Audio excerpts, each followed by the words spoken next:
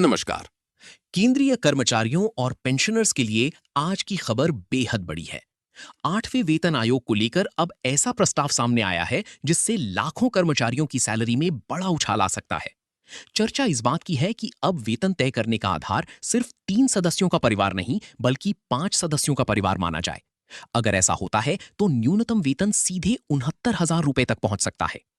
जी हाँ, national council of joint consultative machinery यानी एनसीजेसीएम ने 8वें वेतन आयोग के लिए बड़ा प्रस्ताव रखा है। संगठन ने 3.833 फिटमेंट फैक्टर लागू करने की मांग की है, जिससे 45 लाख से ज्यादा केंद्रीय कर्मचारियों और करीब 60 लाख पेंशनर्स को फायदा मिल सकता है। अब समझते हैं कि ये फिटमेंट फैक्टर आखिर होता क्या है। फिटमेंट फैक्टर वो गणना है जिसके जरिए मौजूदा बेसिक पे को बढ़ाकर नई बेसिक सैलरी तय की जाती है। जितना बड़ा फैक्टर उतनी ज्यादा सैलरी में बढ़ोतरी।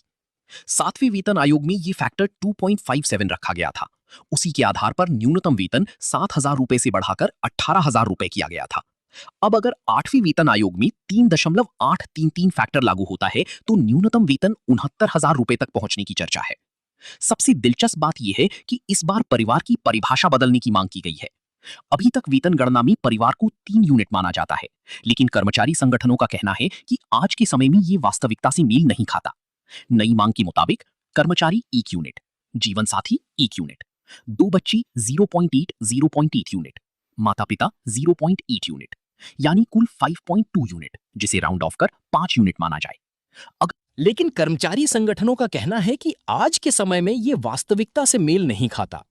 नई मांग के मुताबिक कर्मचारी 1 यूनिट, जीवन साथी 1 यूनिट, 2 बच्चे 0.8 यूनिट, माता पिता 0.8 यूनिट, यानी कुल 5.2 यूनिट, जिसे राउंड ऑफ कर 5 यूनिट माना जाए। अगर ये प्रस्ताव स्वीकार होता है तो वेतन निर्धारण में घरेलू खर्च, शिक्षा, बुजुर्गों की जिम्मेदारी और जीवन यापन की वास्तविक लागत को ज्यादा महत्व मिलेगा। सिर्फ सैलरी ही नहीं, भत्तों पर भी इसका असर पड़ेगा, क्योंकि बेसिक सैलरी बढ़ने का मतलब है महंगाई भत्ता यानी डीए भी बढ़ेगा, ट्रांसपोर्ट अलाउंस बढ़ सकता है, एचआरए बढ़ सकता है और पेंशनर्स की डीआर यानी महंगाई राहत भी ऊपर जाएगी। कर्मचारी संगठनों ने यह भी मांग की है कि डीए की गणना 12 महीने की जगह 6 महीने के औसत पर हो और दशमलव में मिलने वाला पूरा डीए दिया जाए। यानी अगर डीए 55.45% बनता है तो सिर्फ 55% नहीं, पूरा 55.45% दिया जाए।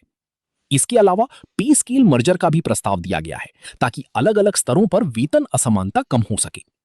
अब बड़ा सवाल, क्या ये सब लागू होगा?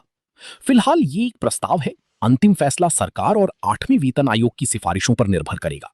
लेकिन अगर इन मांगों को मंजूरी मिलती है तो लाखों कर्मचारियों की सैलरी स्ट्रक्चर पूरी तरह बदल सकता है।